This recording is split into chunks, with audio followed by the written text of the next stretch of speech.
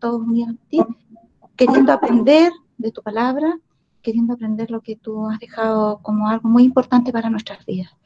Así te rogamos, Señor, que tú puedas acercarte a nosotros, abrir nuestro entendimiento y presentarte a ti mismo, Señor, ante nuestras mentes y corazones para que podamos hacer decisiones para vida eterna y para que nuestra fe pueda ser aumentada en ti. Rogamos tu bendición en esta tarde, que tú alejes toda distracción y que nos ayudes con esta transmisión. Y lo pedimos en los méritos de nuestro amante Salvador Jesús. Amén, Señor. Muy bien. Apaguen todos los demás micrófonos entonces ahí, a menos que alguien quiera intervenir, como ya hemos dicho en las ocasiones anteriores, ahí tendría que encenderlo. Aquí habíamos quedado la vez pasada, ¿se acuerdan? Estábamos viendo que el resultado, el gran pacto de Dios es para nuestra salvación. Y lo que Él quiere es que dependamos, dice acá, plena, agradecida y jubilosamente de la justicia de Cristo, que es la que nos proporciona. Escucha, dice, sin reserva a todos los que acuden a Dios en la forma que Él ha establecido. Entonces, hay una cosita importante acá al final y tenemos que partir de ahí, es que Dios nos escucha, pero no de cualquier manera, sino en la forma que Él ha establecido. Entonces, bueno, habría que dar un estudio sobre la oración, pero tenemos que saber que para que si mi corazón hubiese mirado a la iniquidad, dice, el Señor no me habría oído. Si yo estoy con mi intención de pecar y estoy orando, pero no he abandonado mi deseo de pecar, queriendo hacerlo, entonces Dios no va a estar conmigo. Tenemos que experimentar una plena convicción de nuestra real condición delante de Dios, una aceptación de nuestra necesidad y suplicar con humildad y con apertura de espíritu para escuchar las indicaciones de Dios. Y esa es la forma, ¿no es cierto?, en que nosotros debemos acudir a Él, estando dispuestos a abandonar el yo, a abandonarnos a nosotros mismos, al Señor, para que Él pueda hacer su voluntad en nuestra vida. ¿Ya? Y eso es lo que Dios quiere que dependamos plena, agradecida y jubilosamente de la justicia que Cristo nos proporciona. Escucha sin reservas a todos los que acuden a Dios en la forma que Él ha establecido. ¿Ya? Esa era una cita del comentario bíblico adventista, comentarios de Elena de White, de Hebreo 8, 6 al 7, que fue sacado del manuscrito 1489 de 1897. Ahora, dice, tenemos acá, vamos a hacer un resumen que yo le hice completo para que quede, ahora sí, ya con todas las piezas las vamos a ordenar y nos va a quedar más completo. Todo el cuadro referente a lo del gran pacto de Dios. Primero teníamos un pacto eterno, ¿no es cierto? Cuando hablaba en Hebreos 13:20 de la sangre del pacto eterno, un pacto que fue hecho desde antes de la fundación del mundo. Luego hablamos de un pacto que fue hecho en el Edén. Después un pacto hecho con Abraham y un pacto hecho con Israel en el monte Sinaí. ¿Ya? Entonces el pacto hecho con Edén es el mismo pacto eterno y Dios siempre quiso hacer ese mismo pacto eterno, pero presentarnos a nosotros ese pacto como el camino ideado eternamente para nuestro rescate, para nuestra salvación. Se lo presentó a nuestros primeros padres luego de su caída en Edén, después se lo presentó o lo estableció nuevamente con Abraham, cuando él estuvo dispuesto a sacrificar a Isaac, lo ratificó. Se lo presentó a Abraham cuando le hizo salir de Ur y después lo ratifica cuando él está dispuesto, ¿no es cierto?, a sacrificar a su hijo.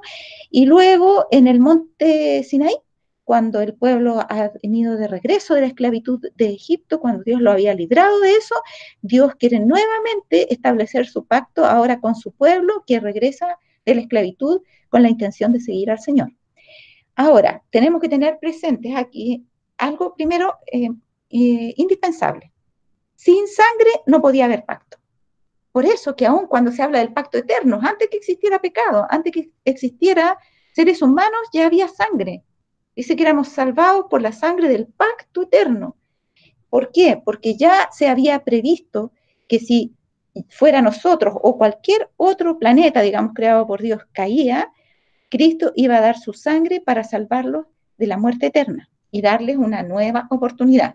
Entonces, sin sangre, eso clarísimo, sin sangre no podía haber pacto. No había pacto eterno y por lo tanto no iba a haber pacto en el Edén, no habría habido pacto con Abraham, no habría habido pacto con Isaí, en el monte Sinaí con el pueblo de Israel. Ahora, para que el hombre pudiera entrar en este pacto, entonces debía morir, cosa que Cristo hizo por él. Porque es imposible que muriéramos y entráramos en el pacto. No podríamos haber entrado muertos. Pero sí podíamos morir al yo, morir espiritualmente. Y Cristo debía morir físicamente. Porque la verdad es que nosotros deberíamos haber muerto al tiro, físicamente. Dios debería habernos dado muerte allí, cuando nuestros primeros padres cayeron. A Adán y Eva debería haberles dado muerte porque la paga del pecado es la muerte. Pero se llegó a un acuerdo mediante el cual Cristo se interpuso y dijo, Padre, ahora es el momento de echar a andar este pacto. Yo voy a morir por él. Entonces, esa sangre que había sido propuesta antes de la fundación del mundo, entonces ahora es prometida. En Génesis 3:15, cuando se le dice que Cristo iba a vencer al que había vencido al hombre, para que el hombre pudiera ser vencedor en Cristo. ¿Ya? Y que ahora el hombre no tenía necesidad de morir eternamente. No está hablando de la muerte temporal, esa no la podíamos evitar. Pero ¿se acuerdan ustedes de San Juan 11 cuando estaba Marta llorando y María, ¿no es cierto? Ellos estaban con Cristo y Cristo le dice, porque Marta le dice, pero Señor, si mi hermano ya está muerto, ¿cómo que va a vivir? Entonces le dice, no te he dicho que si crees verás la gloria de Dios. La verdad es que cuando Cristo le presenta eso, le está hablando, le dice luego Marta algo que Cristo seguramente le había enseñado a ella y a María. Yo sé que mi hermano va a resucitar en el día postrero. Pero él dijo que todos los que creyeran en él, le dice, no morirán eternamente. Y le pregunta, ¿crees esto? Entonces la promesa era, no que no iban a morir físicamente, de hecho Lázaro había muerto físicamente, pero no iba a morir eternamente. Ni él, ni ninguno que creyera en él. Y la muerte física incluso podía ser revertida por el poder de Cristo, como lo hizo en el caso de Lázaro, para darnos una garantía de que algún día todos también podríamos resucitar físicamente. Entonces, el punto es que antes de eso nosotros estábamos destinados a la muerte eterna, pero ahora Cristo le dice a Marta que nosotros no moriríamos eternamente. Esa es la promesa, que no moriríamos eternamente, no que no moriríamos temporalmente, físicamente. Luego tenemos varios textos allí que son importantes y los vimos, 1 Pedro 1, 18 al 19, cuando habla, ¿no es cierto?, de la sangre de un cordero inmolado antes de la creación del mundo, Apocalipsis 13, 8, que habla de lo mismo, que le vencieron por medio de la sangre, que fue, ¿no es cierto?, desde antes del mundo, Hebreos 13, 20, la sangre del pacto eterno, y Hebreos 9, 19, creo que ese no lo vimos, así que lo vamos a leer cortito, Hebreos 9, 9:19 dice, porque habiendo hablado Moisés todos los mandamientos de la ley a todo el pueblo, tomando la sangre de los becerros y de los machos cabríos con agua y lana de grana e hisopo, roció al mismo libro y también a todo el pueblo, diciendo, esta es la sangre del testamento que Dios os ha mandado. Y además de esto, roció también con sangre el tabernáculo y todos los vasos del ministerio, y casi todo, dice, es purificado según la ley con sangre, y sin derramamiento de sangre no hay remisión. ¿Ya? Entonces, ¿qué está diciendo en el fondo? Lo mismo, está diciendo que siempre se le estuvo recordando al pueblo que solamente por el derramamiento de sangre, y esto es sinónimo de derramar la vida, o perder la vida, porque el que pierde toda la sangre pierde la vida. Entonces, si alguien no daba su vida su sangre hasta morir, o su vida, no podría haber habido esperanza de salvación. Y fue Cristo el que dio su sangre. Y eso se les recordó cuando él, en ese pacto en Sinaí, ¿no es cierto? Dios habló con truenos, con rayos, relámpagos, con terremotos desde la cumbre del monte y les dio la ley y les dijo que los estaba llamando para ser su pueblo y ellos dijeron, todo lo que Jehová ha dicho, eso haremos. El pueblo fue rociado con sangre. Ellos debían entender que era gracias a la muerte de alguien que ellos tenían derecho a entrar en una relación de pacto con Dios, si es que le podemos llamar derecho. Más bien ellos tenían la oportunidad de entrar en una relación de pacto con Dios. debido a que alguien iba a morir. No ellos ya, sino Cristo por ellos. Entonces dice que todo fue rociado con sangre, pero ellos no lo entendieron, como dijimos.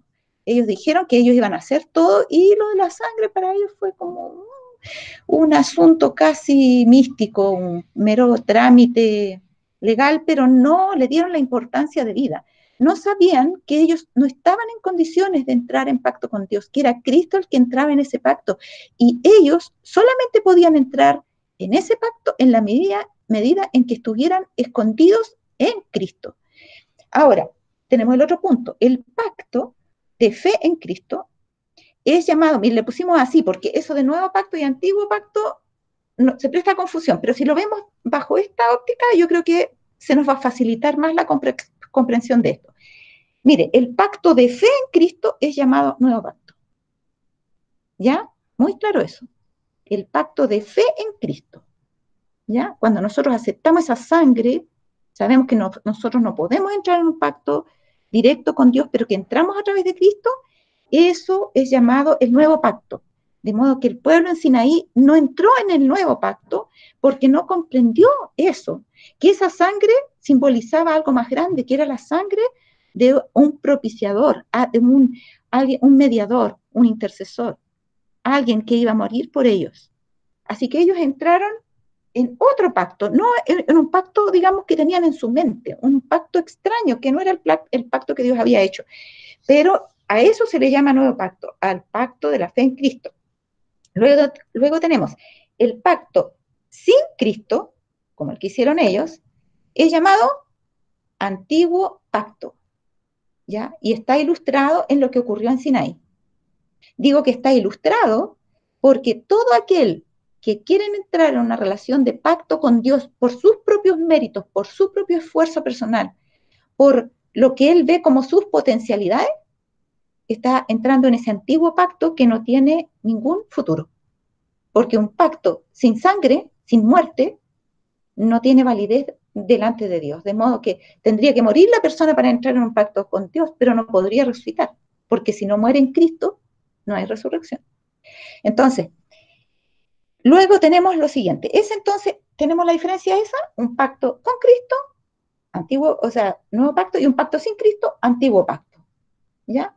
Todos los que se acercan a Dios generalmente no entienden esto y por lo tanto su idea de entrar en una relación con Dios es la idea del antiguo pacto. O sea, ¿qué cosas tengo que hacer para heredar la vida eterna? Y no saben que ya no hay nada que puedan hacer porque ya están perdidos antes de entrar en un pacto con Dios. Acuérdense el joven rico, ¿qué bien haré para obtener la vida eterna? Y cuando Jesús le dice los mandamientos, ¿sabes? Está queriendo decir, en el fondo, que él está fuera del pacto porque no puede guardar los mandamientos. No solamente porque no los guarda, sino porque no puede. Para poder guardarlos, tendría que entrar por medio de Cristo. Y eso significaría renunciar a sí mismo. Y eso es lo que el joven rico no quiso hacer. Porque él quería entrar en el pacto bajo sus condiciones, no bajo las condiciones que Cristo le imponía.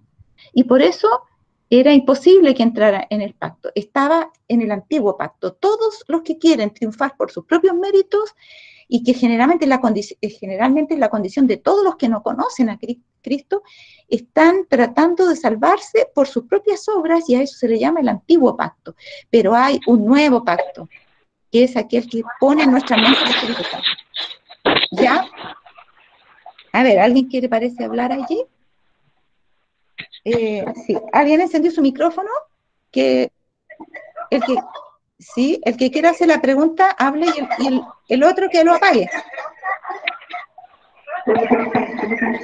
A ver, si es otra persona que no sea Miguel que apague también su micrófono para que no se acoplen, y la persona que va a preguntar, que hable con su micrófono encendido, y yo le aviso después a Miguel para que apague, o sea, vuelva a encender el suyo porque él tiene que estar atento a la transmisión. Así que, ¿alguien quería hacer una pregunta? Que apriete el micrófono allí para que salga audible para todos, por favor. Ya, ahí donde está en rojo, tiene que hacer clic encima para que aparezca blanco, quiere decir que está al aire. ¿Sí? ¿Hay alguien que quería preguntar algo o fue solamente tal vez un error? Bueno, voy a seguir. Si alguien quiere intervenir, esa es la forma. Tiene que apretar el micrófono, que está en rojo, para que al ponerse en blanco quiere decir que está al aire, y todos los demás tienen que tener apagado el micrófono para que no haya interferencia. Muy bien, entonces, todos dijimos los que sin conocer a Dios quieren entrar en una relación de pacto con Dios, generalmente, casi todos, prácticamente todos, piensan que tienen que hacer cosas para que Dios los acepte. Eso es el antiguo pacto, es lo que fue ilustrado allí con lo que pasó con el pueblo de Israel. Y es antiguo porque cuando conocemos a Cristo deja de ser y entramos a una nueva relación, porque el antiguo pacto es cuando estamos muertos de nuestros delitos y pecados, y el nuevo pacto es cuando estamos vivos en Cristo, ¿ya? Y ese es el pacto que vale, porque allí Cristo es el que media por nosotros. Ahora, el pacto se completó, diciendo de otra forma, Cristo cumplió su parte en el pacto, después de su muerte, y entonces fue llamado mejor pacto, ¿ya? Eso está en Hebreos 7:22, voy a leer aquí Hebreos 7:22, dice, por tanto Jesús es hecho fiador de un mejor pacto. ¿Se fijan? ¿Ya? ¿Qué está diciendo? Que hay un pacto que es mejor. ¿Mejor que cuál? ¿Que el antiguo? No, el antiguo no era un poco menos bueno, por decirlo de alguna forma. El antiguo no servía para nada. Es mejor que el nuevo pacto como se aplicaba antes de la muerte de Cristo. Porque antes de la muerte de Cristo, los hombres también fueron llamados salvados, por lo que llamamos el nuevo pacto, que es el pacto con Cristo. Abraham, ¿se acuerdan que decía? Lo entendió así en Gálatas 3:16. Él era salvado. ¿Sí? ¿Alguien quiere? Yo, hermana. Sí. ¿Quién es? Mario Silva. Mario, habla nomás, dinos. O sea, lo voy a decir de otra forma. El Ya. antiguo pacto sí servía, No. bajo el contexto de que era una tipología que apuntaba a Cristo, que era una promesa todavía por cumplirse. Cada acto del antiguo pacto por fe en un futuro Mesías implicaba, en su caso, gracia. Bajo ese contexto, claro que servía. A ver, vamos a leerlo aquí en Patriarca y Profeta. En Patriarca y Profeta. Gracias, Mario. Enseguida me dices tú después si algo no está bien. Apago el micrófono, hermana, lo Ya, apago. sí, correcto, ya. Que Miguel encienda su micrófono. Y ahora dice, a ver.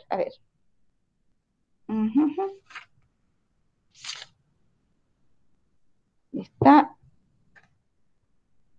Mire, cuando estaba el pueblo de Israel en Sinaí, por ejemplo, estamos en Patriarca y Profeta, el capítulo titulado La Ley y los dos pactos, dice, a ver, página 386, al final casi, dice, así como la Biblia presenta dos leyes, una inmutable y eterna y la otra provisional y temporaria, así también hay dos pactos, dos, no 3, 4, 5, 6, en relación con el hombre, ¿ya? Dos pactos. El pacto de la gracia se estableció primeramente con el hombre en el Edén. Ese no era el antiguo pacto, era el pacto de la gracia. A ver, sigamos escuchando. Cuando después de la caída se dio la promesa divina de que la simiente de la mujer heriría a la serpiente en la cabeza.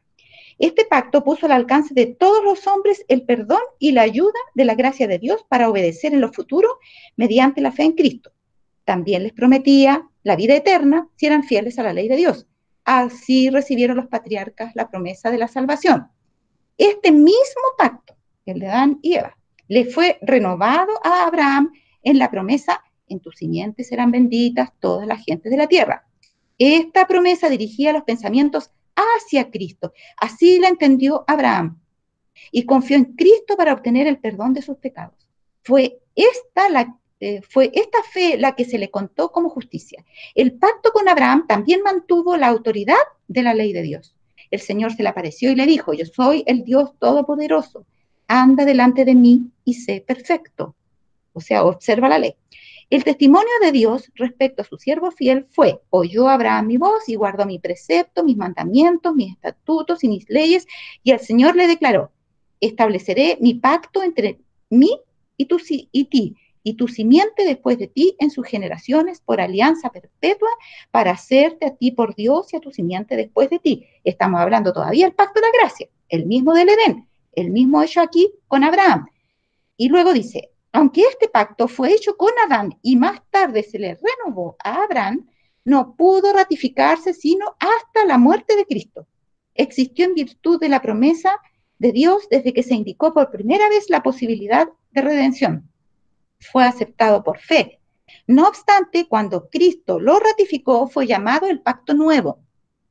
¿Cuál fue llamado el pacto nuevo? ¿El pacto antiguo? No, nunca habla de un pacto antiguo. El pacto de la gracia, que es el pacto eterno que fue establecido en Edén y renovado a Abraham. Cuando Cristo lo ratificó, fue llamado el pacto nuevo.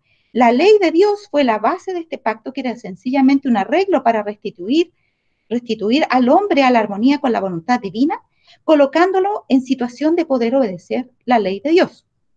Otro pacto, ahora va a hablar del pacto antiguo, llamado en la escritura el pacto antiguo, se estableció entre Dios e Israel en el Sinaí, y en aquel entonces fue ratificado mediante la sangre de un sacrificio. Vamos a ver cuál fue el problema de este pacto.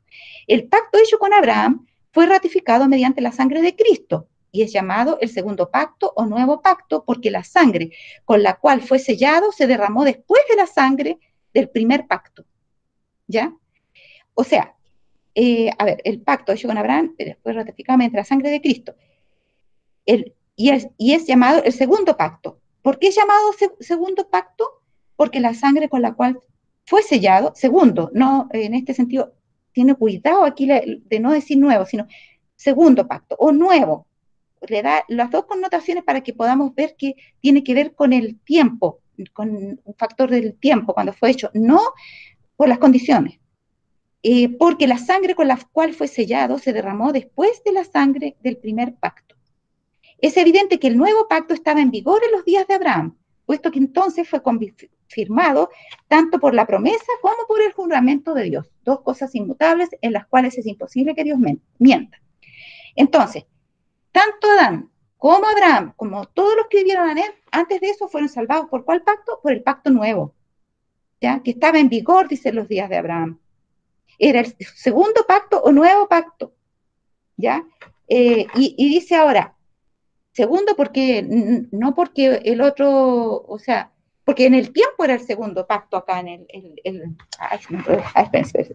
el pacto hecho con Abraham fue ratificado mediante sangre de Cristo y es llamado el segundo pacto o pacto nuevo porque la sangre con la cual fue sellado se derramó después de la sangre del primer pacto, correcto, que es la sangre de Cristo. Ahora, pero si el pacto confirmado a Abraham contenía la promesa de la redención, ¿por qué se hizo otro pacto en el Sinaí? ¿Ya? Dice, durante su servidumbre el pueblo había perdido en alto grado el conocimiento de Dios y de los principios del pacto de Abraham. Al libertarlos de Egipto, Dios trató de revelarles su poder y su misericordia para inducirlos a amarle y a confiar en él.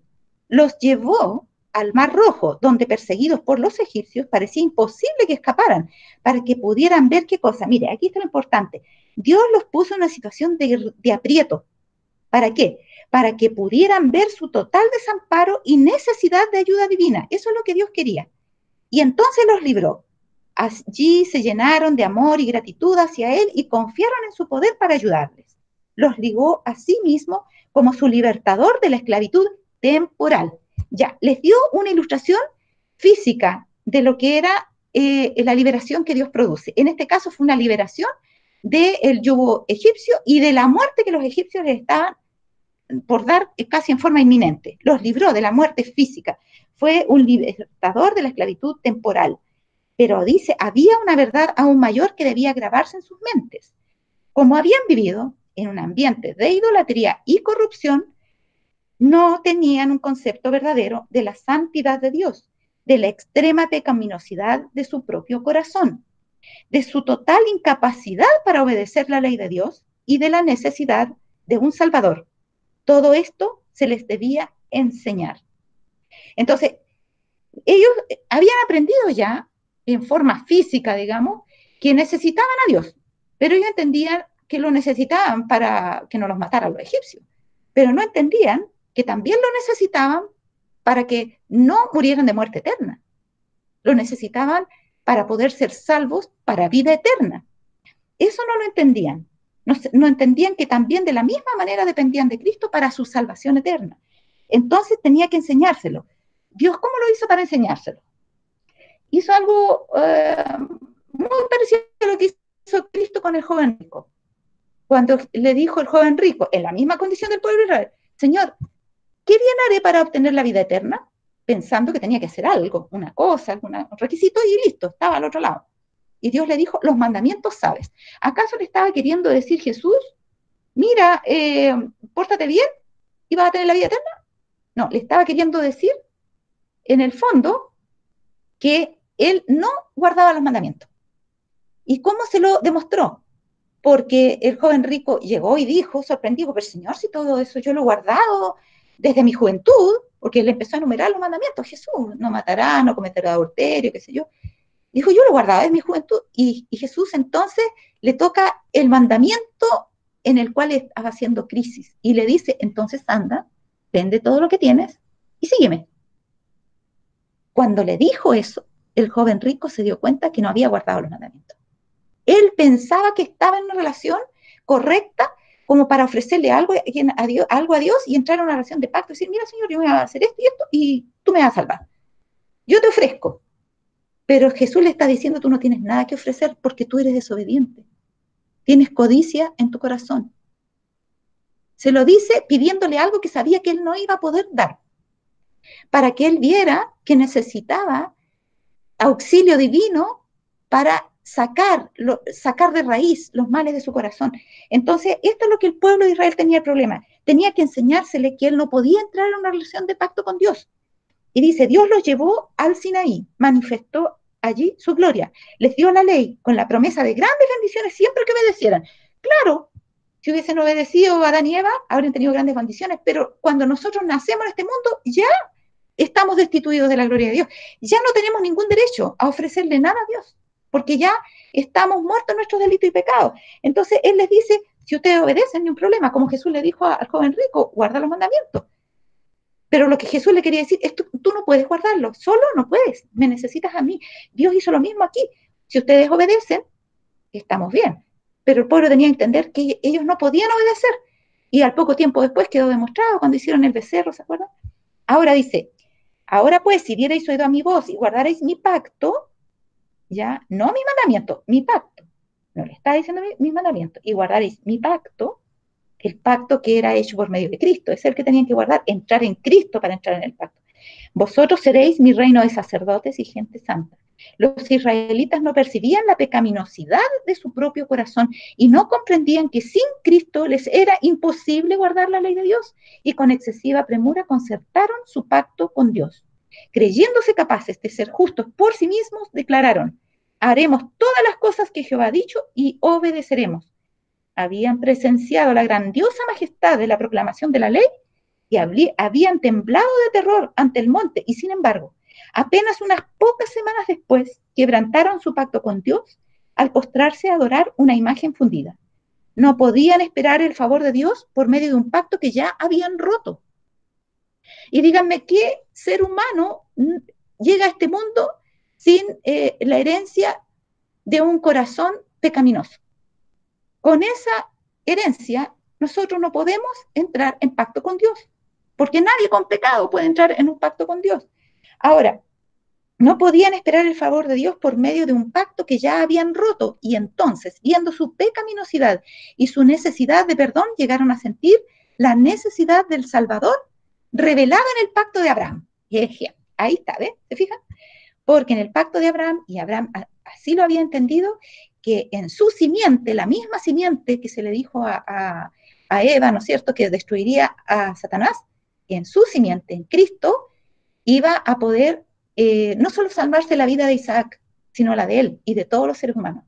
Ahora, llegaron a sentir la necesidad del Salvador, de ese mismo Cordero que se le proveyó a Abraham, revelado en el pacto de Abraham y simbolizado en los sacrificios, de manera que mediante la fe y el amor se vincularon con Dios como su libertador de la esclavitud del pecado. Y aquí está lo grandioso. Ahora ya se sentían culpables de pecar. Antes ni siquiera eso les importaba. Ahora se sentían culpables de pecar. Dios permitió que llegaran a pasar por esa experiencia para que sintieran que siempre iban a necesitar a Dios. Que ellos, sin Dios, no podían, sin Cristo, no podían ser obedientes, no podían entrar en una relación de pacto con Dios, nunca, jamás. Era Cristo el que entraba en la relación de pacto con su Padre y nosotros entrábamos por medio de Él, si estábamos escondidos en Él, renunciando a nuestro yo. Y dice, ya estaban capacitados para apreciar las bendiciones del nuevo pacto. Entonces, este pacto de tinieblas es ese antiguo pacto, es ese pacto que hicieron los israelitas en el monte Sinaí. Abraham no hizo ese pacto, que existió antes de esto, porque Abraham existió antes del Sinaí, pero no estuvo en este antiguo pacto, digamos, este pacto destinado a perecer, que es el pacto que todos quieren hacer con Dios, quieren proponerle cosas por su cuenta a Dios para poder salvarse. Este pacto no sirve, es el nuevo pacto, el pacto cuando conocemos a Cristo y nuestra vida llega a ser un nuevo hombre, un nuevo corazón, una nueva persona, ese es el pacto que cuenta. Es una persona dependiente, ya no autosuficiente, sino dependiente de Cristo. Y el que entra en la relación con Dios dependiendo de Cristo ha conocido el mejor pacto, o sea, perdón, el nuevo pacto, ¿ya? No sé si por ahí más o menos se entiende, Mario, no sé si se entiende ahora un poco mejor, repasemos antes. El pacto entonces de fe en Cristo es llamado... Hermana. Sí, dime. Sí, yo creo que en grandes conceptos sí, lo único nomás que en la semántica ahí quizás podemos, digamos, tener diferencia. Por ejemplo, voy a hacer una pregunta. Josué y Caleb tuvieron la fe de Abraham, ¿cierto? Por eso entraron a la tierra prometida. Tuvieron la fe en el nuevo pacto, no en el antiguo, ¿cierto? Sí. Entonces, prácticamente estamos pensando lo mismo, hermano. Claro, es que todos los hombres siempre fueron salvados por este nuevo pacto. Nadie pudo ser salvado jamás por el antiguo pacto.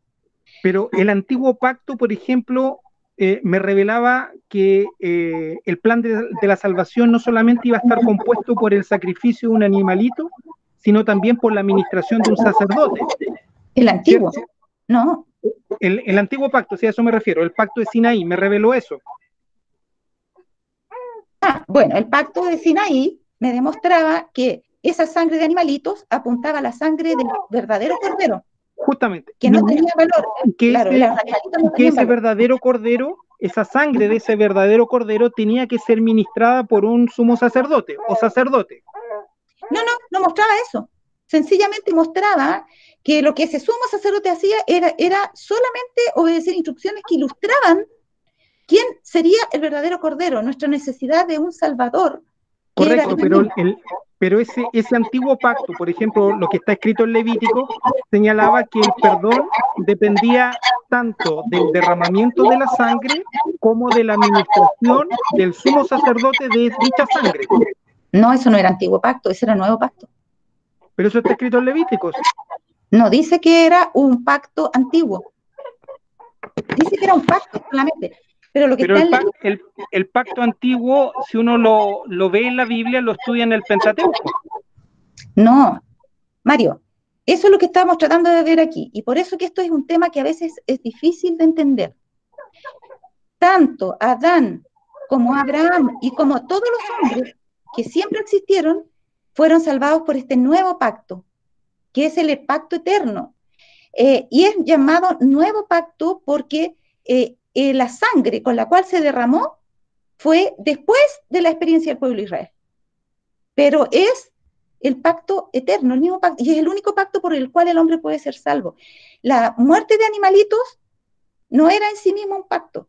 El pacto era la ley, las 10 palabras, decía Deuteronomio 4:13. El pacto en el cual somos salvos es en Cristo.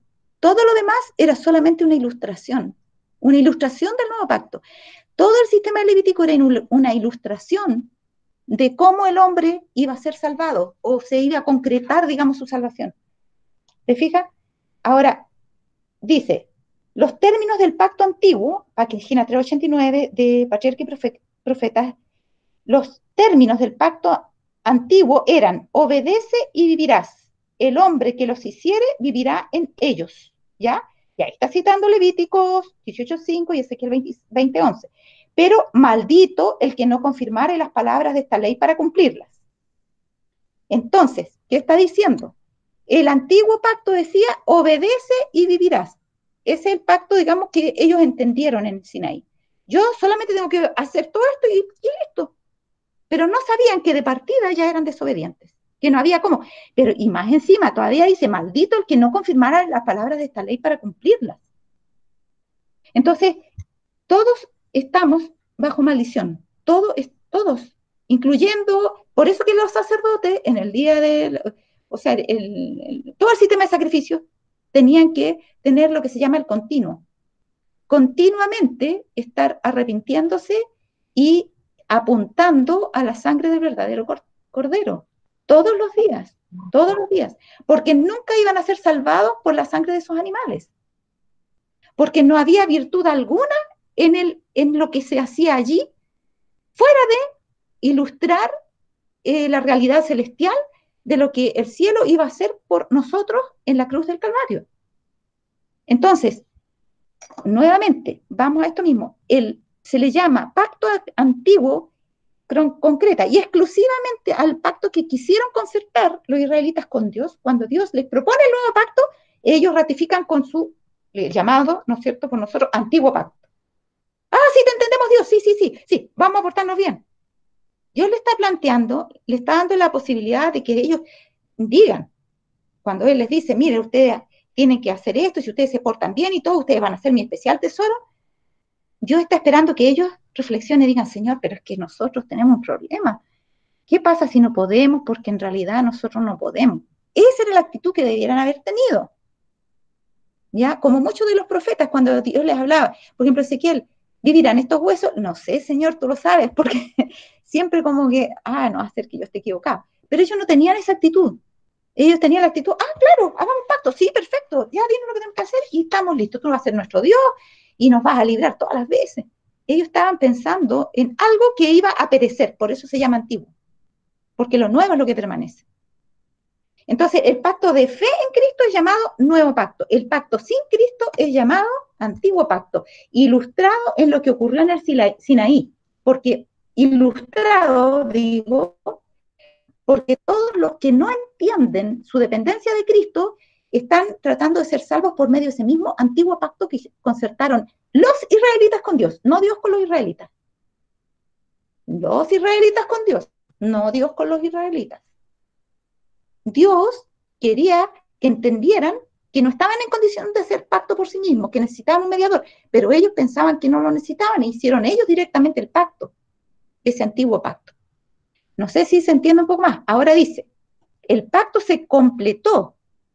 En otras palabras, Cristo cumplió su parte en después de su muerte, y entonces fue llamado mejor pacto. Acá tenemos otro término, mejor pacto. Entonces algunos dicen, sí, pues el nuevo pacto es mejor pacto y se hizo en la muerte de Cristo. No, el nuevo pacto existió siempre, por la eternidad, desde Adán a Abraham existió siempre el nuevo pacto. El nuevo pacto, pero la palabra nuevo nos pierde. Por eso yo le puse el pacto en Cristo. El pacto en Cristo existió siempre. Siempre existió el pacto en Cristo. Pero ¿por qué ahora Pablo se refiere a él como el mejor pacto? En Hebreos 7:22. Que era lo que había leído yo. Por tanto, Jesús es hecho fiador de un mejor testamento o de un mejor pacto. ¿Por qué dice así que este pacto es mejor? ¿A qué se refiere? A que este pacto nuevo, por el cual todos eran salvos, tenía una limitación temporal para su aplicación. Y vamos a ver exactamente eso ahora. Mire, perdón, vamos a introducir, luego empezamos la cita. El acceso al perdón y los dones de Dios es más expedito y definitivamente seguro en el mejor pacto. Ya, primero, el nuevo pacto, en el cual Adán y Abraham y todos los seres humanos son salvos, ese no era tan expedito. ¿Por qué no era tan expedito? Porque todavía faltaba que Dios cumpliera su parte. Dios solamente le había prometido, pero todavía no había llegado el momento en que Dios cumpliera su parte. Por eso que era necesario hacer todos estos los sacrificios por animalitos. No bastaba que los seres humanos se arrodillaran y pidieran perdón a Dios. No, tenían que hacer esto. Porque Dios lo estableció así, para que no se les borrara nunca, como pueblo, de la mente la idea de que sin sangre no hay remisión y que ellos debían haber muerto y derramado su sangre, pero alguien iba a hacerlo por ellos. Entonces, miren, el acceso al perdón y los dones de Dios es más expedito y definitivamente seguro en el mejor pacto. Veamos esta cita. Y vamos a ver dos más que son muy interesantes, que no las puse ahí, pero las vamos a leer de acá de Hechos de los Apóstoles y del deseo de toda la gente. La expiación de Cristo selló para siempre el pacto eterno de la gracia. ¿Ya? La expiación de Cristo. ¿Cuándo fue la expiación de Cristo? Fue el año 31 en la cruz. Eso selló. En otra parte decía la cita que habíamos visto antes, que completó el pacto. Lo selló, lo completó. Le dio toda la validez. Antes se había pagado un compromiso de compra, pero ahora se estaba pagando la compra completa de la casa.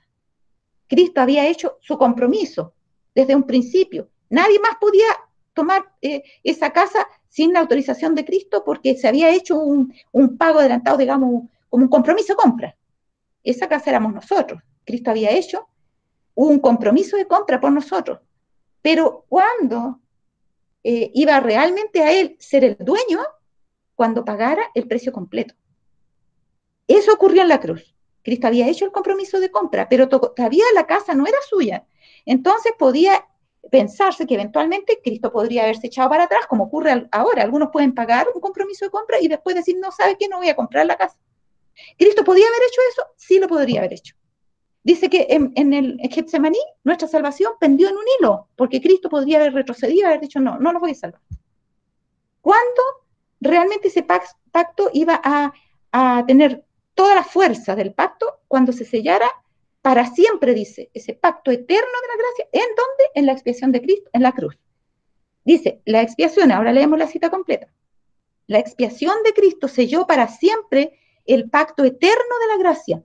Fue el cumplimiento de todas las condiciones por las cuales Dios había suspendido la libre comunicación de la gracia con la familia humana.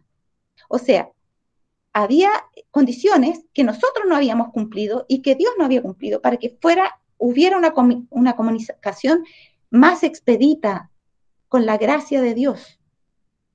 Toda la familia humana con Dios. Entonces, dice, fue derribada toda barrera que interceptaba la más generosa acción de la gracia, la misericordia, la paz y el amor para el más culpable de la raza de Adán. Entonces, cuando se derribó toda barrera, ¿qué barreras habían?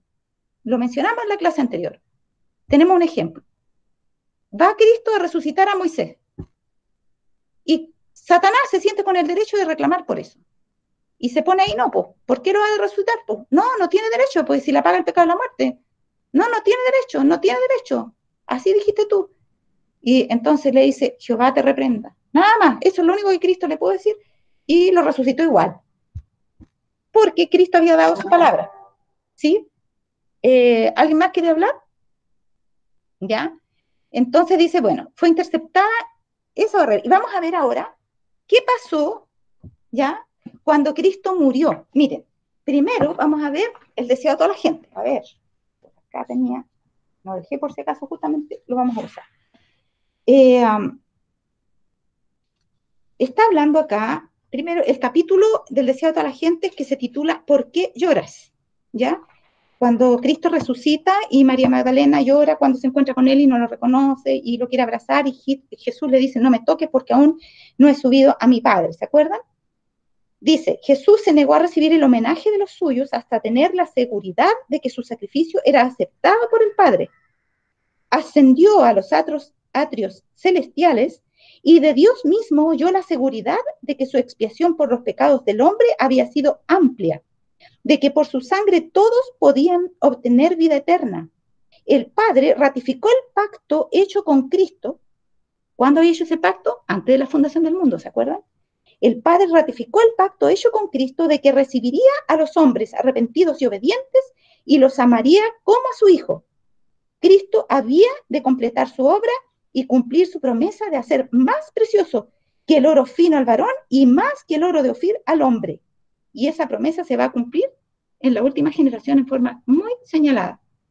En cielo y tierra toda potestad era dada al príncipe de la vida y él volvía a sus seguidores en un mundo de pecado para darles su poder y gloria. Todo eso no lo podía hacer antes de pagar su parte, de completar la compra. Ahora, mientras el Salvador estaba en la presencia de Dios recibiendo dones para su iglesia, ¿qué estaba haciendo? Ahí cuando ascendió ese ratito, estaba recibiendo dones para su iglesia. Los discípulos pensaban en su tumba vacía, se lamentaban y lloraban. Aquel día de regocijo para todo el cielo era para los discípulos un día de incertidumbre, confusión y perplejidad. Su falta de fe en el testimonio de las mujeres da evidencia de cuánto había descendido su fe. Las nuevas de la resurrección de Cristo eran tan diferentes de lo que ellos esperaban que no las podían creer. Eran demasiado buenas para ser la verdad, pensaban. Habían oído tanto de las doctrinas y llamadas teorías científicas de los saduceos que era vaga la impresión hecha en su mente acerca de la resurrección. Luego, miren lo que dice más adelante, cuando Cristo pasa 40 días con sus discípulos aquí y les pide que esperen la promesa de su Padre. Cristo asciende al cielo y allí es investido él como sumo sacerdote oficialmente y el santuario como su lugar de intercesión. Y entonces miren en el capítulo titulado, a ver, está aquí, a mi Padre y a vuestro Padre, que es el último capítulo del Deseado de todas las gentes. Vamos a ver en la última hoja del libro, en la penúltima hoja, vamos a leer, esta descripción es muy linda, página 773.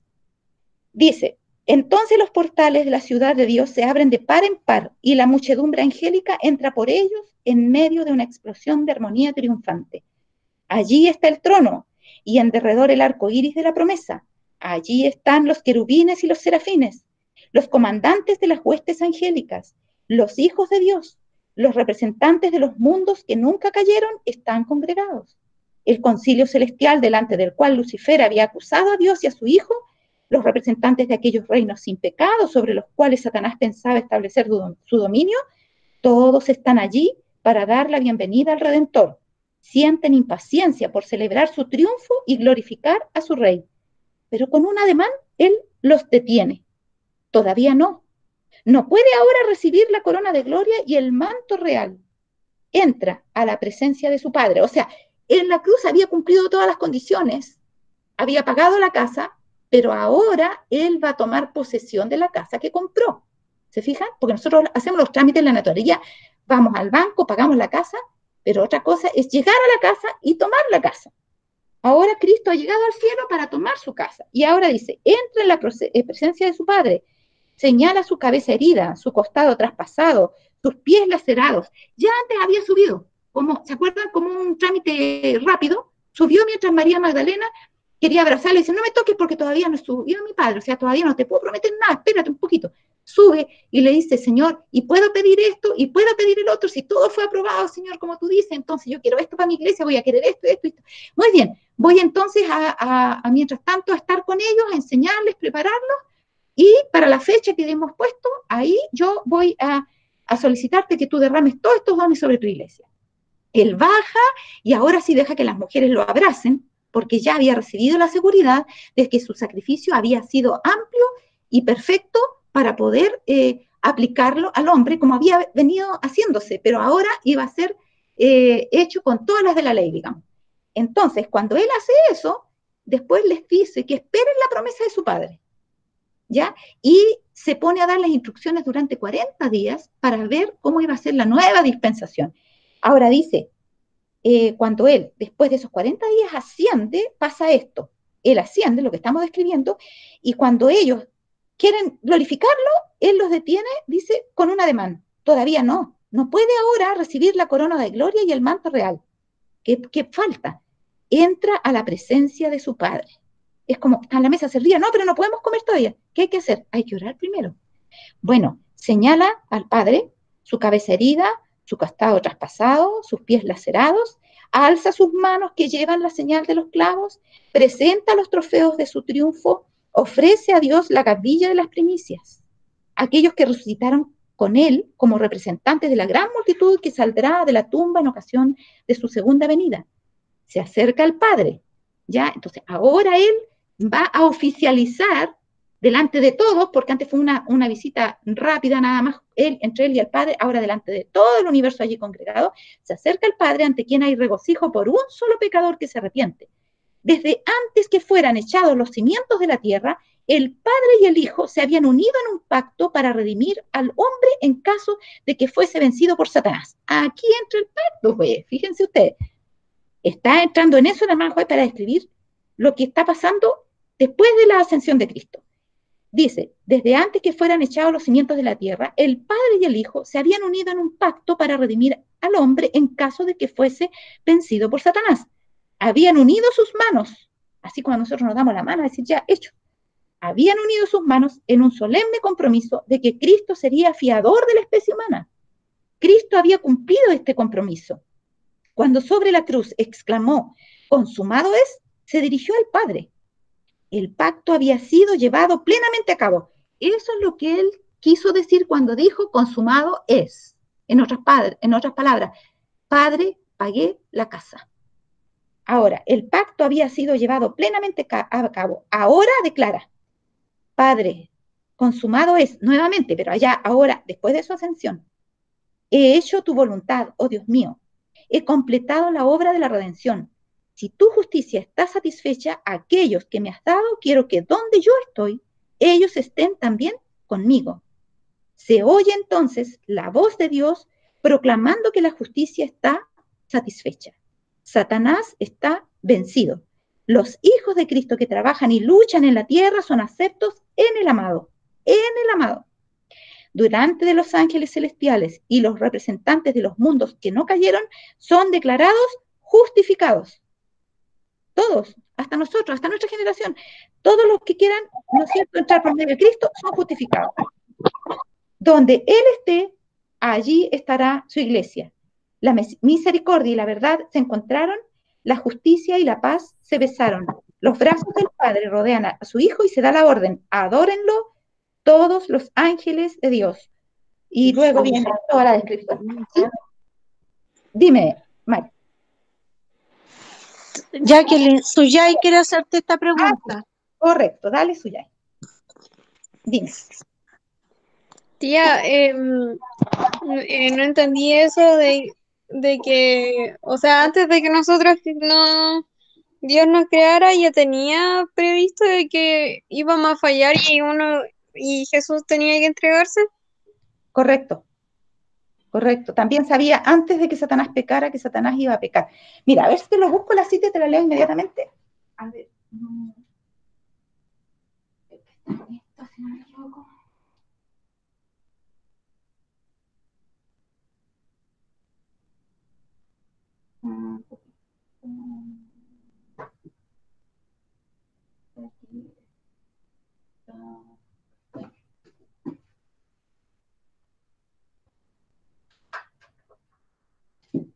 Ya, aquí creo que está. A ver. Miren, está en la matutina llamada Exaltad a Jesús en la meditación del 1 de marzo de ese año. 1 de marzo, la busco enseguida, se las doy.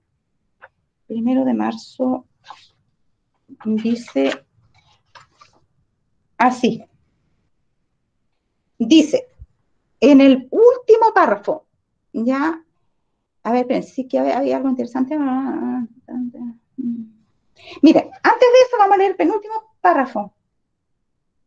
Dice, pero aunque la palabra de Dios se refiere a la humanidad de Cristo mientras estuvo en la tierra, también habla decididamente acerca de su preexistencia. La palabra verbo existía como un ser divino, como el mismo eterno Hijo de Dios, en unión con su Padre y siendo uno con él. Desde la eternidad se constituyó en el mediador del pacto, la persona en quien serían benditas todas las naciones de la tierra, tanto judíos como gentiles, si tan solo lo aceptaban. El verbo era con Dios y el verbo era Dios. Desde antes que fueran creados los hombres o los ángeles, el verbo, entre paréntesis dice palabra, era con Dios y era Dios. Desde el principio, Dios y Cristo sabían acerca de la apostasía de Satanás y de la caída de Adán que se produciría como resultado del engañoso poder del apóstata. El plan de salvación se concibió con el fin de redimir a la raza caída y darle una nueva oportunidad. Cristo fue destinado como un mediador de la creación de Dios, establecido desde los tiempos eternos para ser nuestro sustituto y nuestra garantía. Desde antes que el mundo fuera creado, se decidió que la divinidad de Cristo debía ser velada con la humanidad. Cristo dijo, me has preparado un cuerpo, pero no vino en forma humana, sino hasta que el tiempo se hubo cumplido. Entonces vino a nuestro mundo como un bebé en Belén. Es sacado de la Review Herald del 5 de abril de 1906. Eso suya. ¿Quedó clara la respuesta? Sí, tía, gracias. Entendí. No hay de qué suya. Muy bien. Entonces, dice, cuando Cristo entonces asciende y recibe todos estos dones, queda, dice, entonces, dice, fue derribada toda barrera que interceptaba la más generosa acción de la gracia, la misericordia, la paz y el amor para el más culpable de la raza de Adán. Y miren qué pasó cuando, porque dice que el Padre, ¿no es cierto?, da la orden de que, perdón, me quedó una pequeña interrupción. Le dio la orden, dice, los brazos del Padre rodean a su Hijo y se da la orden, adórenlo todos los ángeles de Dios. Con gozo inefable los principados y las potestades reconocen la supremacía del príncipe de la vida. La hueste angélica se postra delante de él, mientras que el alegre clamor llena todos los atrios del cielo. Digno es el Cordero que ha sido inmolado de recibir el poder y la riqueza, y la sabiduría y la fortaleza, y la honra y la gloria y la bendición. Está citando Apocalipsis 5:12, ya por si acaso. Apocalipsis 5:12, ojo, se está refiriendo a lo que ocurre en el cielo en la ascensión de Cristo. Luego dice, los cantos de triunfo se mezclan con la música de las arpas angelicales hasta que el cielo parece rebosar de gozo y alabanza. El amor ha vencido, lo que estaba perdido se ha hallado. El cielo repercute con voces que en armoniosos acentos proclaman bendición y honra y gloria y dominio al que está sentado sobre el trono y al Cordero por los siglos de los siglos. Desde aquella escena de gozo celestial nos llega a la tierra el eco de las palabras admirables de Cristo. Subo a mi Padre y a vuestro Padre, a mi Dios y a vuestro Dios. La familia del cielo y la familia de la tierra son una. Nuestro Señor, espera un ratito. Nuestro Señor ascendió para nuestro bien y para nuestro bien vive, por lo cual puede también salvar eternamente a los que por Él se allegan a Dios, viviendo siempre para interceder por ellos. Y ahora viene lo que les iba a decir. Esa es la celebración. Esa es la celebración que se lleva a cabo en el cielo cuando Él asciende porque triunfó. Es una cosa muy trascendente para toda la humanidad de todas las épocas, de todas las edades, desde la creación de Adán y Eva para adelante. Ahora, miren lo que pasa en el cielo. Después de eso, se unge el santuario celestial. Se prepara el lugar donde Cristo va a empezar su intercesión después de su ascensión, y miren lo que pasa cuando Él es ungido. Primero vamos a ver el Salmo 133, que yo les dije la otra vez. Salmo 133. Ya dice, mirad cuán bueno y cuán delicioso es habitar los hermanos juntos en armonía. ¿Cuándo ocurrió esto? Aquí, pónganse ustedes en su mente, Jesús cuando asciende les dice a sus discípulos, a ver si encuentro, ¿dónde tengo la otra vez para sacar esto de aquí? Les dice que esperen la promesa de su Padre en Hechos. Vamos a ir a Hechos capítulo 1. Hechos, para que podamos enlazarlo con el Salmo. Hechos capítulo 1, y vamos a ver cómo encaja perfectamente. Entonces, el versículo, 6. Entonces los que se habían reunido le preguntaron diciendo, Señor, ¿restaurarás el reino a Israel en este tiempo? Ellos todavía andaban perdidos en otra cosa. Y él les dijo, no toca a vosotros saber los tiempos o las sazones que el Padre puso en su sola potestad, pero recibiréis poder cuando haya venido sobre vosotros el Espíritu Santo, y me seréis testigos a la vez en Jerusalén, en toda Judea, en Samaria y hasta lo último de la tierra. Y habiendo dicho estas cosas, viéndolo ellos, fue alzado y una nube lo recibió y lo encubrió de sus ojos. Fíjense ustedes que esto es lo mismo que va a describir luego en el Salmo 133. Dice algo acá interesante. Hay una cita del Espíritu de Profecía, me gustaría compartirla con ustedes también porque está comentando de la ascensión de Cristo. En Hechos 1, a ver, 1 al 5, pero es el párrafo, a ver, sería 1, 2, Hechos 1, 7 al 8, en el párrafo 1, 2, 3,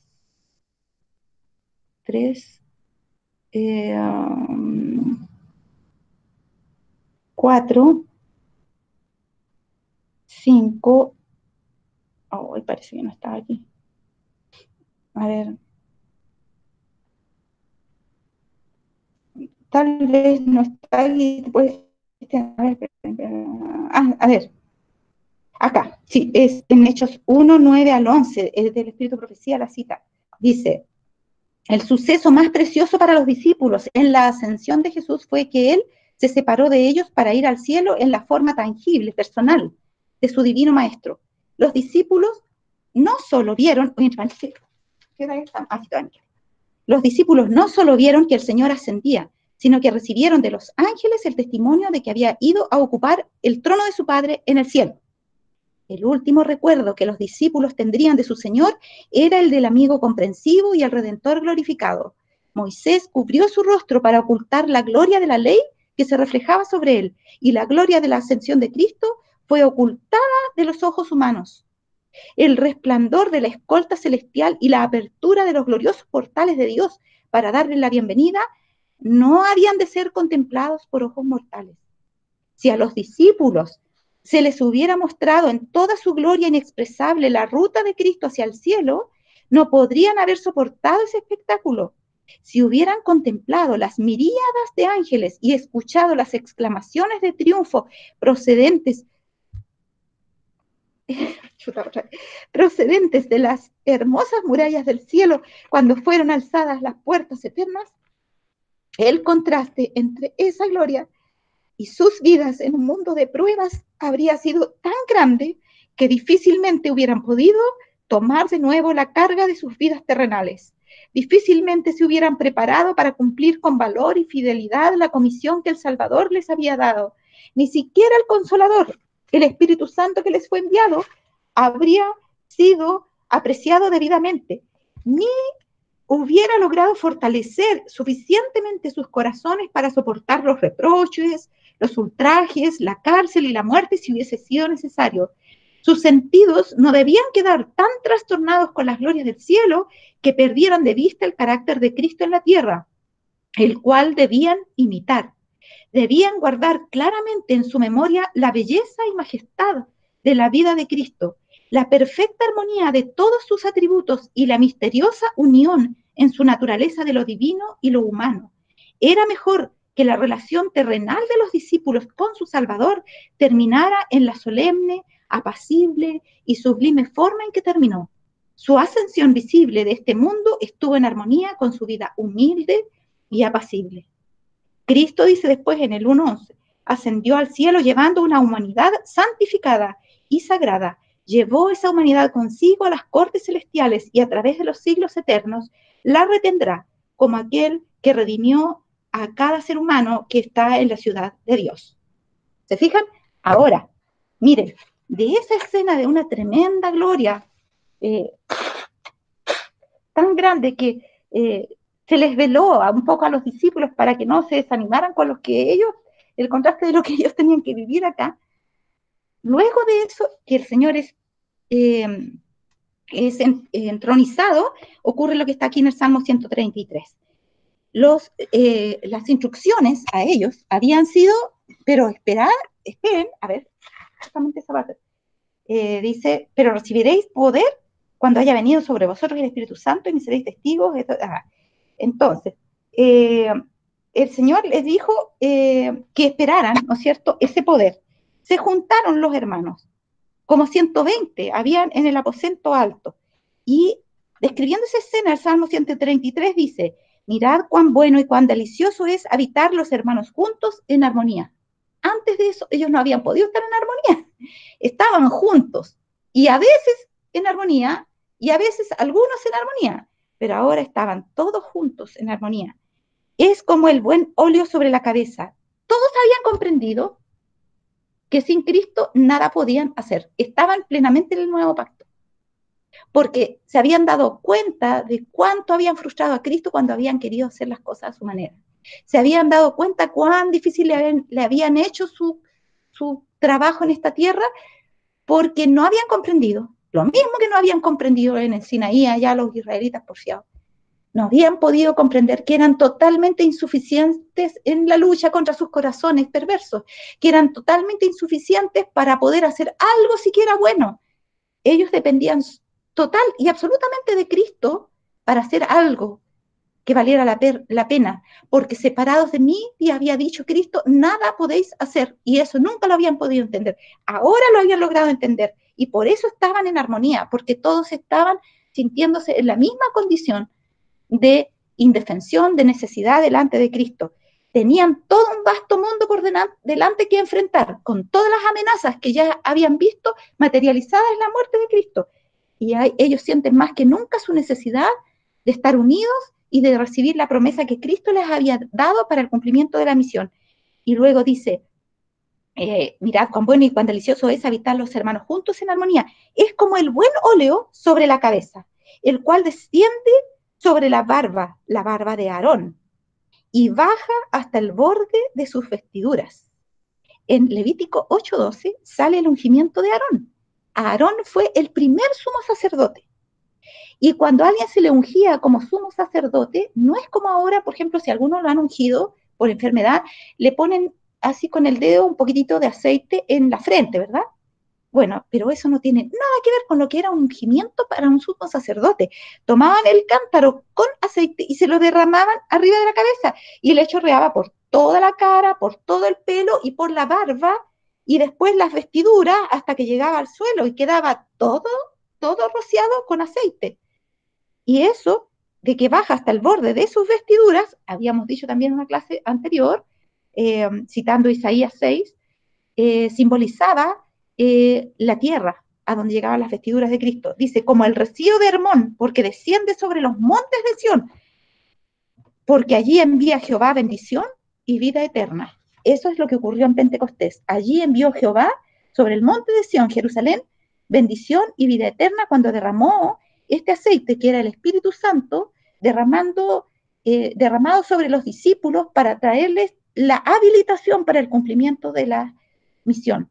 Y esto de que baja hasta el borde de sus vestiduras, aunque lo vimos, creo que voy a tener que repasarlo, está en las Biblias con Espíritu y Profecía, o si no buscan en el comentario bíblico adventista, está en Isaías 6, para que vean cuando dice que baja hasta las vestiduras. Dice acá, espérenme un poquitito, se los leo. Acá, miren, es un comentario de Isaías 6, 1 al 8, en el párrafo 2, en el párrafo 3, ¿ya?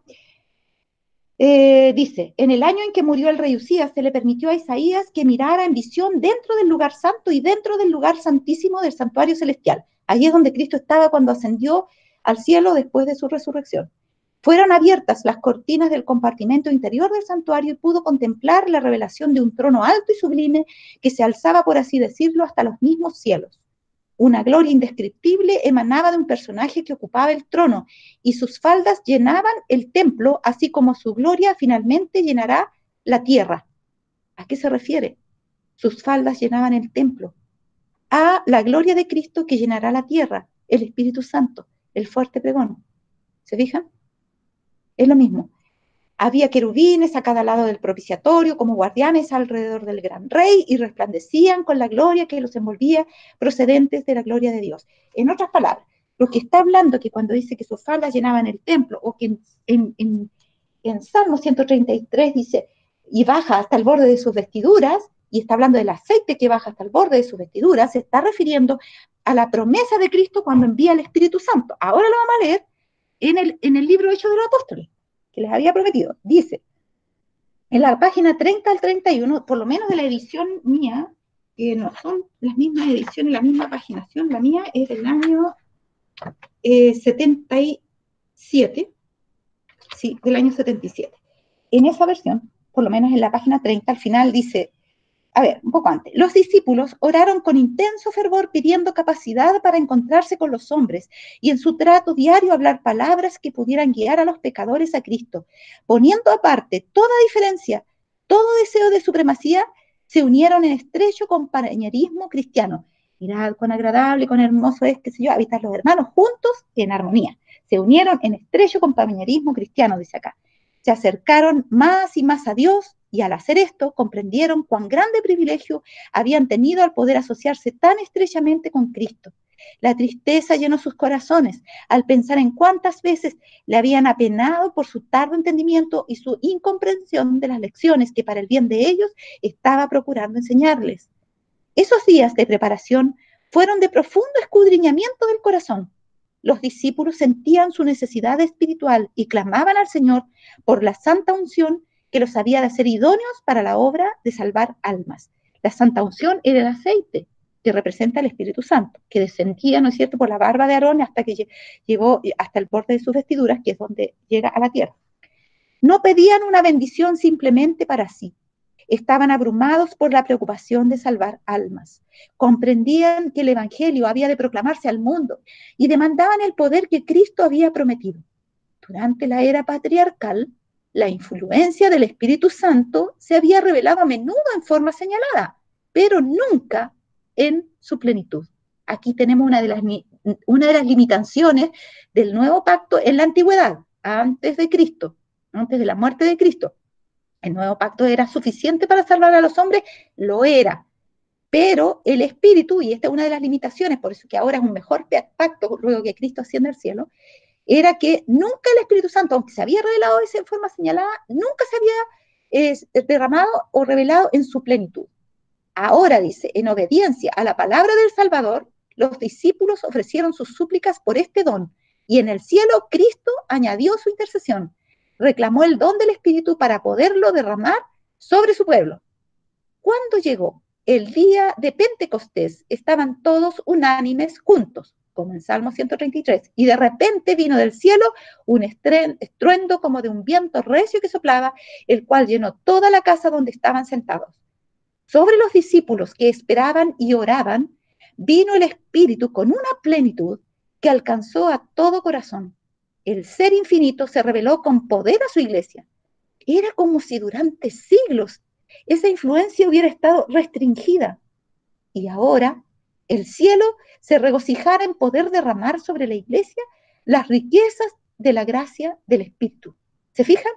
A pesar de que los hombres estaban siendo salvados por el nuevo pacto desde los días de Edén, de Abraham y todo, la influencia del Espíritu Santo parecía que estaba como restringida. Pero ¿por qué ahora ya no estaba restringida? Porque Cristo había pagado su parte en su promesa, había dado su vida, ahora había comprado la casa, ¿se acuerdan? Y dice, y bajo la influencia del Espíritu, las palabras de arrepentimiento y confesión se mezclaban con cantos de alabanza por el perdón de los pecados. Se oían palabras de agradecimiento y de profecía. Todo el cielo se inclinó para contemplar y adorar la sabiduría del incomparable e incomprensible amor. Miren, ¿saben lo que significa eso? Todo el cielo se inclinó para contemplar. Todo el cielo. Yo diría, y no solamente donde está Dios, sino todo el universo estaba mirando eso. Dice, extasiados de asombro, los apóstoles exclamaron, en esto consiguió, en otra, o sea, parece que está mal escrito, en esto consiste el amor, dice en otra parte. La espada del Espíritu, recién afilada con el poder del cielo y bañada en sus rayos, se abrió paso a través de la incredulidad. En esto consiste el amor, me salté un pedacito. Exclamaron, en esto consiste el amor. Se asieron del don impartido. ¿Y qué siguió? La espada del Espíritu, recién afilada con el poder del cielo y bañada en sus rayos, se abrió paso a través de la incredulidad. Miles se convirtieron en un día. Os conviene que yo me vaya, había dicho Cristo a sus discípulos, porque si no me fuere, el Consolador no vendría a vosotros. mas si me fuere, os lo enviaré. En otras palabras, yo no podría, si no me fuera, ocupar mi lugar de sumo sacerdote en el santuario celestial, donde puedo reclamar todas las bendiciones para ustedes. Cuando haga eso, voy a enviarles la promesa del Espíritu. Pero cuando venga el Espíritu de verdad, Él os hará toda la verdad, porque no hablará por su propia cuenta, sino que hablará todo lo que oyere y os hará saber las cosas que habrán de venir. La ascensión de Cristo al cielo fue la señal de que sus seguidores iban a recibir la bendición prometida. Habían de esperarla antes de empezar a hacer su obra. Cuando Cristo entró en los portales celestiales, fue entronizado en medio de la adoración de los ángeles, lo que leímos en Deseado a toda la gente. Tan pronto como esta ceremonia hubo terminado, el Espíritu Santo descendió sobre los discípulos en abundantes raudales y Cristo fue de veras glorificado con la misma gloria que había tenido con el Padre desde toda la eternidad. Lo que dice el Salmo 133 al final, dice, como el rocío de Hermón que desciende sobre los montes de Sión, porque allí envía Jehová bendición y vida eterna. Ahora, y decía, el derramamiento pentecostal era la comunicación del cielo de que el Redentor había iniciado su ministerio celestial. De acuerdo con su promesa, había enviado el Espíritu Santo del cielo a sus seguidores como prueba de que, como sacerdote y rey, había recibido toda autoridad en el cielo y en la tierra y era el ungido sobre su pueblo. Ahora Satanás estaba restringido. Ahora se cumplía lo que había dicho Jesús en San Juan 12:31. A ver, lo buscamos, una carrerita, San Juan 12:31. Con tristeza antes de despedirse les había profetizado esto. Dijo, ahora es el juicio de este mundo, ahora el príncipe de este mundo será echado fuera, y yo, si fuere levantado de la tierra, a todos atraeré a mí mismo. Y decía esto dando a entender de que muerte iba a morir. ¿Ya? Entonces, ahora, ¿no es cierto?, el príncipe de este mundo fue echado fuera. No es que todavía no siga en este mundo, está y la está revolviendo, pero harto como todos sabemos, pero ya su poder está restringido porque nosotros podemos ir directamente a Cristo para pedir sin necesidad de cordero, sin que este interponga las quejas. Ya no tiene derecho a quejarse mucho y a buen entendedor, pocas palabras, Satanás ya entiende que no tiene la simpatía del universo por ningún lado y que va a ir a puro perder el tiempo con ir a estorbar, como lo hizo cuando no quería que Jesús resucitara a Moisés. Entonces, el poder que Dios pone a nuestra disposición para la terminación de la obra es grande, grande, en virtud de lo que hizo en la cruz del Calvario. Este nuevo pacto ha mejorado, porque mejoró en el sentido de que cuando Cristo completó las condiciones, cuando dio su vida, cuando pagó el precio de esta casa, que somos todos nosotros, cuando pagó el precio y tomó posesión de esta casa se llena de su gloria. Nosotros tenemos ahora, como hijos de Dios, estando en Cristo, los mismos derechos que Cristo, porque cuando le pedimos, Él pide para nosotros como si lo pidiera para Él. Estando en Cristo recibimos las bendiciones otorgadas a Cristo. Él solicita para nosotros cuando nosotros pedimos en su nombre y así nos llegan todas las bendiciones del cielo. El Espíritu Santo va a ser plenamente derramado cuando nosotros nos entreguemos plenamente de corazón a Cristo. No que ahora no haya los que hayamos entregado nuestro corazón a Cristo, sino que cuando la mayoría de la iglesia, dice en Eventos de los Últimos Días, se haya entregado de corazón a Cristo, la promesa del Espíritu para el cumplimiento de la misión va a ser derramada en forma más abundante de como lo fue en Pentecostés. Y se nos terminó el tiempo, así que hasta aquí quedamos por ahora. Siempre avanzamos solamente un poquito, pero bueno. Perdón, hermana. Sí, dime. Hermana, esa promesa de derramamiento del Espíritu Santo de Apocalipsis 18, ¿cierto? La promesa del derramamiento del Espíritu Santo, ahí se describe el derramamiento del Espíritu Correcto. Santo. Sí, ¿Sí? se describe, sí. Y por otro lado, en el Antiguo Testamento también se describe el evento que leímos en Apocalipsis y el que usted relató en la descripción de la cita del Espíritu Profecía, específicamente en Daniel 9, cuando dice ungir al santo de los santos. Claro. Ahí también algo, claro, es una frase bastante cortita. Ahí se adelantaba eso. Justamente, pero Daniel, ¿y qué quiere decir eso? Que eso cumple con la profecía de las 70 semanas, porque todo lo que usted señaló está en ese periodo de tiempo. Exacto. Muy buena acotación. Y otra cosa, si uno lee Hebreos capítulo 6, 19 y 20, cuando se menciona que Cristo traspasa el velo, y también cuando lee uno Hebreos 10, 19, 20 y 22, es justamente ese momento cuando Cristo unge el santuario celestial. Es una situación de consagración, de ungimiento, de iniciación, lo que describe allí Hebreos, que son dos textos con los cuales somos bastante atacados los adventistas, en función de señalarnos que el Yom Kippur en realidad empezó el año 33, cuando Cristo asciende. Situación que no es así por la luz que tenemos. El año 31. Sí, bueno, Perdón, 31. Sí, se me enredaba lo que iba a decir con otra cosa que... Apago el micrófono, hermana. Sí, ya, dale. No. Sí, cuando Cristo, ¿no es cierto?, asciende al cielo, inicia su obra como intercesor directo. No inicia su obra como para juicio. Inicia su obra solamente de intercesión. O sea, lo mismo que antes no se podía hacer en el cielo, y esa es la otra ventaja, porque mientras Cristo no diera su vida, Cristo no podía funcionar en el cielo como sumo sacerdote. ¿Tenemos claro eso? Él no podía ser sumo sacerdote hasta que no cumpliera las condiciones, hasta que no se hiciera hombre y triunfara como hombre, y que fuera hombre y Dios y resucitara y ascendiera al cielo y fuera aprobado por su Padre. Él no podía usar el santuario. El santuario fue inaugurado luego de su ascensión, y entonces comenzó a hacer una intercesión que ya no era necesario hacerla digamos, en ilustración aquí en el santuario terrenal. Por eso que ya dejó de funcionar, porque el verdadero santuario había empezado a funcionar por primera vez. Antes de eso había perdón y había todo lo demás, pero era un perdón y una intercesión velada. ¿Ya? Era efectivo, claro que sí, si no nadie se podría haber salvado antes de eso, pero no era lo mismo que ahora cuando Cristo está en el cielo, nosotros oramos directamente y Él directamente nos perdona los pecados y nos da el Espíritu Santo.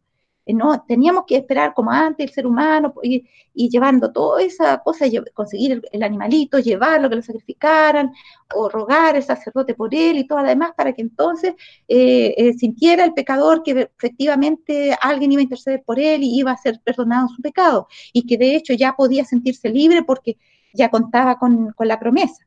Entonces ahora no, era directo en el cielo y se podía iniciar esa intercesión que duró, dice el Espíritu Profecía, 18 siglos, 1800 años, hasta 1844. ¿Por qué duró 18 siglos? Porque en 1844, y lo describe primero escrito, dice que Jesús se saca las vestiduras de sacerdote común y se viste las vestiduras de sumo sacerdote. Y entonces inicia una obra paralela a la obra de intercesión, que es la obra de juicio. La intercesión, ojo con eso, no cesa. Desde 1844 para acá, digamos, lo que se ilustraba en el santuario, el continuo de sacrificio de mañana y tarde, significa que Cristo sigue mañana y tarde y a todas las horas, sigue intercediendo por su pueblo, pero aparte de eso, inició una nueva labor, que es la labor de juicio, y comenzó con el juicio de los que murieron en Cristo, desde los tiempos de Adán para acá. Todos los que alguna vez profesaron, no solo los que murieron en Cristo, sino que profesaron ser de Cristo, están siendo juzgados. Cuando esa obra termine, nuevamente, lo dice también primero escrito, Él se va a volver a cambiar las vestiduras de sumo sacerdote y se va a poner las vestiduras de venganza, dice. Que es lo que tenemos en Apocalipsis 18, cuando dice, y salpiqué todas mis vestiduras, y viene el jinete con los ejércitos celestiales, y viene para la destrucción de los que destruyen a su pueblo y de los que destruyen la tierra. ¿Se fijan? Bueno, aquí hay harta profecía, y se me fue un poco la... A ver, Mario, se me olvidó un poco lo que te iba a decir, pero no sé si ahí quedó más o menos cubierto eso, o quedó una cosita por ahí que no alcancé a explicar. Así es que, muy bien, lo que vamos a hacer es que en este minuto vamos a orar para terminar, porque la hora ya se completó, y luego vamos a cerrar la transmisión y podemos comenzar por interno a responder las preguntas. Si alguno quiere quedarse más del tiempo, y si Miguel puede, que está haciendo la transmisión, también puede hacer preguntas de otras cosas que a lo mejor no son del mismo tema, pero que no tienen otra oportunidad de preguntarlas para que las podamos analizar. Pero en primera instancia, después, me gustaría que viéramos lo que tiene que ver con este tema, si quiere alguna acotación, alguna pregunta que hacer, eso después de la oración. Vamos a orar entonces para darle despedida a los demás que seguramente cuando suban esto a YouTube nos van a estar viendo y para dejarles con el tema hasta aquí. Y el próximo sábado a las 4:15 los que están en el WhatsApp de Profecía, ¿no es cierto? Comienza la conexión para las 4:30 comenzar la transmisión nuevamente en vivo. Oremos entonces para despedir esta clase. Nuestro amante Salvador, te damos tantas gracias, Señor, porque esta salvación tan grande ha sido puesta de manera tan maravillosa a nuestro alcance. Señor, gracias por la luz que tú nos traes, porque aclaras en nuestra mente las cosas aquellas en las cuales hasta los ángeles quisieron ver y no pudieron. Porque este misterio que estaba oculto, Señor, ahora ha sido revelado y cada vez la luz es mayor y comprendemos de mejor manera todo lo que tú hiciste y todo el problema que tuviste y que estás todavía resolviendo, pero que has obtenido y las luchas, los triunfos más grandes, Señor.